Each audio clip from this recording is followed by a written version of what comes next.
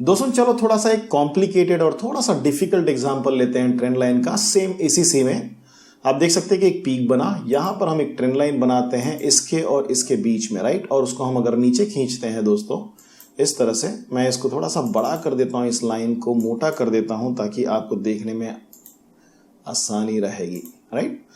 तो दोस्तों ये जो इन दोनों के बीच में बना हुआ ट्रेंड लाइन अगर आप देखोगे तो ये पहली बार मार्केट को यहां पर रेजिस्टेंस देकर वापस नीचे भेजता है, वापस दूसरी बार मार्केट को यहां से रोकता है, वापस नीचे भेजता है दोस्तों। और अगर समझो इसको हमने एक्सटेंड किया इसी ट्रेंड लाइन को, तो आप देख सकते हैं कि कहीं ना कहीं इस ट्रेंड लाइन ने यहां पर वापस सपोर्ट दिया, मार्केट इसके नीचे नहीं गया, यहां से टेस्ट मारकर वापस मार्केट ऊपर की तरफ पहुंच गया दोस्तों।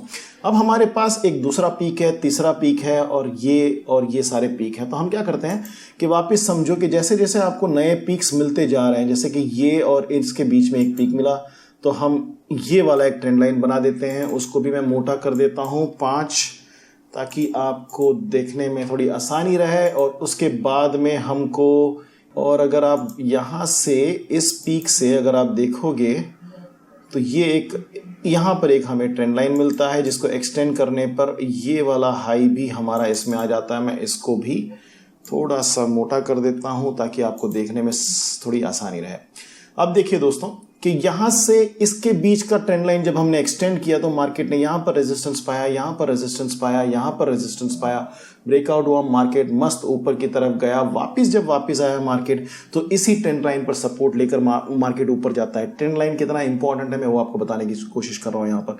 नंबर 2 दोस्तों, वापस देखिए ये दूसरा पीक मिला हमको, ये एक पीक मिला और ये एक पीक मिला। हम वापस सपोज कि इस पीक से, जब इस पीक के बीच में हम ट्रेंड लाइन बनाते हैं तो इस ट्रेंड लाइन को मार्केट आगे जाकर वापस यहां पर रिस्पेक्ट करता है दोस्तों, देखा आपको। और हमें एक नया पीक मिला तो इसके साथ हमने इसका भी एक ट्रेंड लाइन बनाया। जितने भी आपको पीक मिलते हैं आप उसका एक ट्रेंड लाइन खींचेंगे तो आपको ख्याल आएगा दोस्तों। काफी लोग ऐसे हैं, अगर आप नेट पे जाकर देखेंगे, गूगल में सर्च करेंगे ट्रेंड लाइंस, तो सिर्फ लाइंस बनाते हैं और इंडिकेटर का इस्तेमाल नहीं करते हैं दोस्तों। बड़ा आसान है, मैं आपको समझा देता हूं ये कैसा है। देखिए जब इस वाले को हमने यहां पर खींचा, ये वाला जो ट्रेंड लाइन है, हम उसको और नीचे अगर खींचते हैं तो आप देख सकते हैं कि वापस मार्केट ने यहां पर उसको रेजिस्टेंस दिया, इसी ट्रेंड लाइन को रिस्पेक्ट करते हुए मार्केट नीचे की तरफ आया, वापस यहां पर पहुंचा, स्ट्रगल किया, यहां पर ऊपर जाके क्लोज किया, सपोर्ट लिया और मार्केट वापस ऊपर गया। इन दोनों के बीच में खींचे हुए ट्रेंड लाइन को अगर हम खींचते हैं यहां से, तो ये आप देख सकते हैं कि इन दोनों के बीच में खींचा हुआ ट्रेंड लाइन यहां पर आकर वापस वो एक बेसिकली रेजिस्टेंस पा रहा है दोस्तों, राइट। और उसको हम नीचे की तरफ खींचते हैं पूरा यहां तक, ठीक है। और अब दोस्तों हमारे पास ये एक पीक है जिसको हमने इसके साथ कनेक्ट करके एक ट्रेंड लाइन एक्सटेंड किया हुआ है। इस पीक को हमने इसके साथ कनेक्ट किया हुआ है। हम एक और पीक ले लेते हैं जिसको इस पीक से लेकर ये जो हमें नया पीक मिला है हम इसको कनेक्ट करते हैं, ठीक है।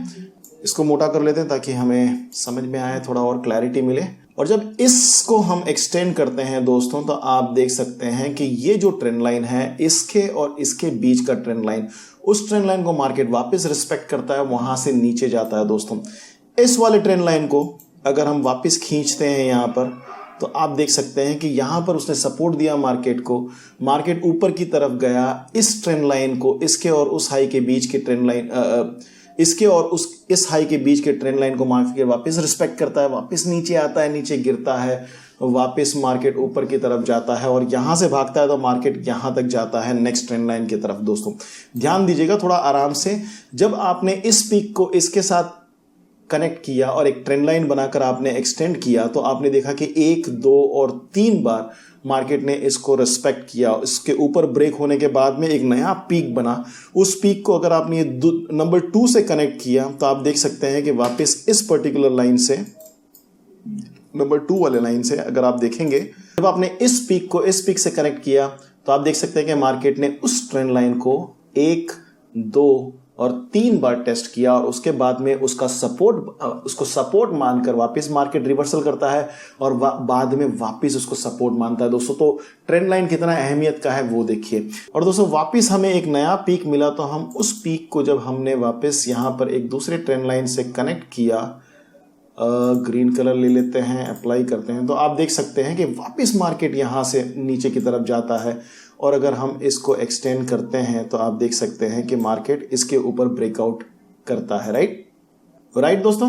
बड़ा सिंपल है। आप पीक्स को जब आप कनेक्ट करना शुरू करते हैं तो आपको ट्रेंड लाइंस मिलते हैं, जब आप बॉटम्स को कनेक्ट करते हैं तो आपको अप ट्रेंड का ट्रेंड लाइन मिलता है, जब आप टॉप्स को गिरते वक्त कनेक्ट करते हैं तो आपको डाउन ट्रेंड का ट्रेंड लाइंस मिलता है।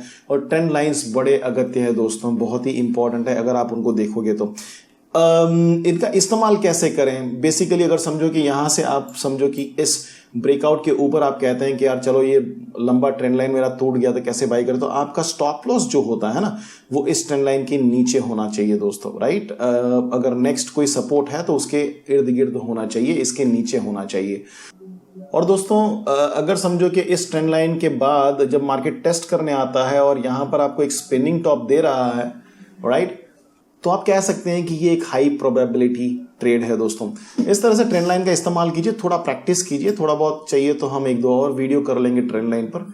बड़ा आसान है, पीक्स को आप कनेक्ट करेंगे और लोस को आप कनेक्ट करेंगे तो ऑटोमेटिकली आपको ट्रेंड लाइन मिल जाएगा दोस्तों। और दूसरी एक बात है कि अगर समझो कि आप बेसिकली कोई इंडिकेटर इस्तेमाल करते हैं दोस्तों, तो इंडिकेटर पर भी ट्रेंड लाइन इस्तेमाल आप कर सकते हैं। अगर आप समझो कि ये है और इसको अगर आप कनेक्ट करते हैं तो दोस्तों आप देख सकते हैं कि ट्रेंड लाइन को बेसिकली मार्केट इंडिकेटर्स पे भी रिस्पेक्ट करता है। काफ़ी कोई कन्फ्यूजन्स आपके बेसिकली ट्रेंड लाइन इंडिकेटर्स पर बनाने पर भी आपके क्लियर हो सकते हैं। ये देखिए एक टाइप का ये डाइवर्जेंस है बेसिकली कि मार्केट अच्छा खासा नीचे आ रहा है लेकिन ये ऊपर की तरफ दिखा रहा है, राइट। और फिर यहाँ पर जब ट्रेंड लाइन को तोड़ा, ये देखिए आप, इस ट्रेंड लाइन को इंडिकेटर यहाँ पर तोड़ता है, उसी समय पर यहाँ पर ब्रेकआउट मिलता है, तो आप कह सकते हैं कि सही में यार मार्केट ऊपर की तरफ जा रहा है दोस्तों। ट्रेंड लाइन बहुत इंपॉर्टेंट है, प्रैक्टिस से आएगा दोस्तों। ट्रेंड लाइंस का इस्तेमाल आपको जितना प्रैक्टिस करोगे दोस्तों आपको उतना ज़्यादा इसमें मास्टरी आएगी दोस्तों। ये देखिए यहाँ से हमने एक ट्रेंड लाइन खींचा, अभी आप देखोगे तो एसीसी में अभी फिलहाल मार्केट मस्त आकर ट्रेंड लाइन को टेस्ट कर कर वापस ऊपर की तरफ जा रहा है। हालात बहुत ख़राब है हमारे, अभी फिलहाल देखोगे तो मार्केट अच्छा खासा नीचे गिरा काफ़ी इस 1-2 महीने में, लेकिन फिर भी ट्रेंड लाइन को मार्केट ने रिस्पेक्ट किया दोस्तों। और दोस्तों आने वाले वीडियोस में हम लोग ट्रेंड लाइंस को किस तरह से हम कैंडलस्टिक्स पैटर्न्स के साथ और चार्ट पैटर्न्स के साथ इस्तेमाल कर सकते हैं उस पर भी नजर डालेंगे दोस्तों। एक और मेरा चैनल है मोटिवेशनल वीडियोस का दोस्तों, youtube.com/c/edwardg पर बहुत सारे मोटिवेशनल वीडियोस मैं डालने वाला हूँ इस साल, क्योंकि मेरा ये कन्विक्शन है कि बेसिकली हमें मोटिवेशन की बहुत ज़्यादा ज़रूरत है। जितना भी मैंने पढ़ा है, जितना भी मैंने मनन किया है, जो कुछ भी मैंने सोचा है, मैं कोशिश करूँगा कि इस साल मैं उसमें बहुत ज़्यादा वीडियोस डालूँ दोस्तों, तो उसको भी ज़रूर देखिएगा, प्रैक्टिस कीजिएगा। Wish you all the best. 2017 आपके लिए सबसे बेहतरीन रहे, ऐसी मेरी प्रार्थना है, मेरी दुआ है दोस्तों। Keep watching, keep rocking, subscribe कीजिए। आपके कमेंट्स मुझे बड़े मोटिवेट करते हैं, तो don't forget to comment, don't forget to subscribe. God bless you, all the best.